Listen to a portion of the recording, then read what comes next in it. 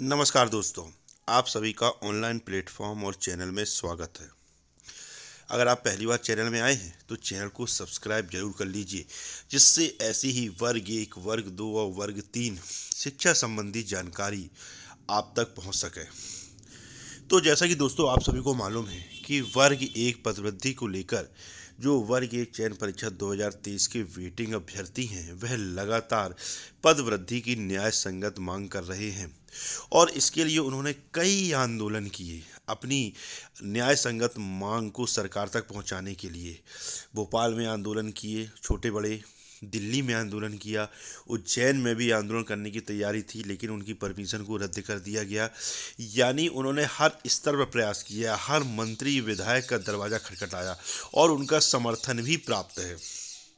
और लगातार उन्होंने सोशल मीडिया के माध्यम से भी और लगातार मंत्री मिनिस्टरों से वो मिलते रहे, लेकिन अभी तक सरकार ने उनकी न्याय संगत मांग पर कोई ध्यान नहीं दिया है ना। और अभी जो उनकी वर्ग 1 चयन परीक्षा की वैलिडिटी थी वह रूल बुक के नियम के अनुसार रिजल्ट जब जारी हुआ था उससे 1 साल तक वैलिड थी, जो कि 20 फरवरी 2024 को इनका रिजल्ट जारी हुआ था और 20 फरवरी 2025 को इनकी वैलिडिटी समाप्त हो गई।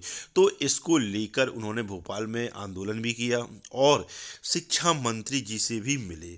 तो शिक्षा मंत्री जी ने वैलिडिटी बढ़ाने के लिए तो बिल्कुल सकारात्मक जवाब दिया कि हाँ, आपकी वैलिडिटी बढ़ेगी, लेकिन पद वृद्धि को लेकर उन्होंने कोई सकारात्मक जवाब नहीं दिया।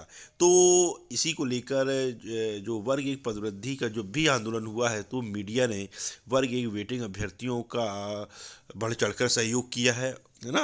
और उनकी आवाज़ को मीडिया के माध्यम से, न्यूज़ चैनल के माध्यम से, प्रिंट मीडिया के माध्यम से सरकार तक पहुंचाने का प्रयास किया है। और सरकार को भी बिल्कुल मालूम है कि वर्ग 1 चयन परीक्षा 2023 में है ना जो पद थे वो बहुत कम थे और उसमें से ही बैकलॉग के पद थे।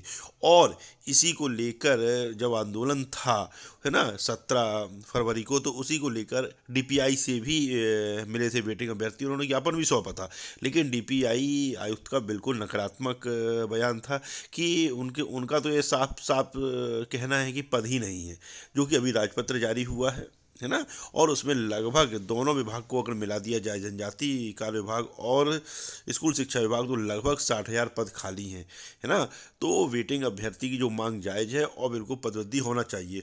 और इसी को लेकर फिर से पत्रकार साथी ने शिक्षा मंत्री जी से वर्ग 1 के जो वेटिंग अभ्यर्थी है उनकी आवाज़ बनकर उनके सामने फिर से सवाल किया पदवृद्धि को लेकर एक कार्यक्रम के दौरान, है ना। तो मीडिया ने हमेशा सहयोग किया है और करता आया है और करता रहेगा, है ना। तो पत्रकार साथी ने बिल्कुल वर्ग 1 पदवृद्धि को लेकर शिक्षा मंत्री जी सवाल किया। आप इसकी में देख सकते हैं कि वेटिंग अभ्यर्थियों ने क्या क्या नहीं किया पदवृद्धि को लेकर। थाली बजाई, कटोरा मांगा, जो वेटिंग बहनें हैं वह दंडवत भी की, लेकिन सरकार को कोई लेना देना नहीं है, कोई लेना देना नहीं है। क्यों लेना देना नहीं है? क्योंकि भाई ये लोकतंत्र है और ये लोकतंत्र की बहुत अच्छी खूबसूरती है कि एक बार चुनाव के पहले नेता पैर पड़ता है और फिर चुनाव होने के बाद जनता पैर पकड़े, नाक रगड़े, दंडवत होए, उनको कोई फर्क नहीं पड़ता है ना। तो यह भारतीय लोकतंत्र की बहुत अच्छी खूबसूरती है और न्याय संगत मांगों पर भी कोई ध्यान नहीं दिया जाता है। तो वर्ग 1 पदवृद्धि को लेकर पत्रकार साथी ने है ना जब शिक्षा मंत्री जी से सवाल किया कि वर्ग 1 के वेटिंग अभ्यर्थी लगातार वर्ग 1 पदवृद्धि को लेकर आंदोलन करते हैं, है ना। और इसको लेकर उनकी वैलिडिटी 20 फरवरी को समाप्त होने वाली है ना। और पदवृद्धि को लेकर सरकार का क्या विचार है ना। तो उसको लेकर सवाल किया तो शिक्षा मंत्री जी ने वेटिंग अभ्यर्थी वैलिडिटी को लेकर तो बिल्कुल सकारात्मक जवाब दिया कि नहीं नहीं, वर्ग 1 चयन परीक्षा 2023 की वैलिडिटी बढ़ेगी और इसका कोई ध्यान नहीं था, लेकिन इस पर अब वैलिडिटी बढ़ाने को लेकर आवश्यक जो दिशा निर्देश है वह दिए जाएंगे। लेकिन पदवृद्धि को लेकर जब पत्रकार साथी ने सवाल किया तो शिक्षा मंत्री जी ने यही किया कि जैसी स्थिति बनेगी वैसा विचार किया जाएगा, क्योंकि यह कोई वैसा मामला नहीं है, इसको लेकर कैबिनेट में प्रस्ताव रखना पड़ता है ना। इन सबको लेकर उन्होंने बताया और ये भी बोला कि जैसी परिस्थिति आएगी वैसा विचार किया जाएगा। यानी उन्होंने बिल्कुल मना भी नहीं किया है, लेकिन बिल्कुल सकारात्मक जवाब भी नहीं दिया है ना। यानी नहीं तो पहले तो वे मना कर देते थे साफ साफ कि किसी प्रकार की पदवृद्धि को लेकर कोई विचार नहीं है विभाग का, लेकिन उन्होंने यह किया जैसी स्थिति आएगी वैसा विचार किया जाएगा और कैबिनेट में भी इसका प्रस्ताव जो भी है वो रखा जाएगा, है ना। फिर देखते हैं क्या होता है। इस प्रकार के एक यानी पूर्ण सकारात्मक जवाब तो नहीं है, लेकिन नकारात्मक जवाब भी नहीं है पदवृद्धि को लेकर, है ना। तो वेटिंग अभ्यर्थियों को लगातार शिक्षा मंत्री जी से मुलाकात करनी होगी, उनकी समस्याओं को अवगत कराना होगा और संख्या बल के साथ मिलना होगा, है ना। संख्या बल की बहुत कीमत होती है। आप 5-10 लोग मिलते हैं उसकी एक अलग वैल्यू होती है, लेकिन अगर आप 100, 150, 200 की संख्या मिलते हैं तो उसका एक अलग दबाव रहता है ना। तो वेटिंग अभ्यर्थियों को बिल्कुल हार नहीं मानना चाहिए और लगातार प्रयास करते रहना चाहिए। रीवा की टीम भी लगातार उप मुख्यमंत्री के माध्यम से लगातार उनके माध्यम से लगातार उनको अपनी समस्या से अवगत करा रही है और उप मुख्यमंत्री भी उनको सकारात्मक बिल्कुल जवाब दे रहे हैं कि उनकी पदवृद्धि वे करेंगे और मंत्रालय में बात भी करेंगे।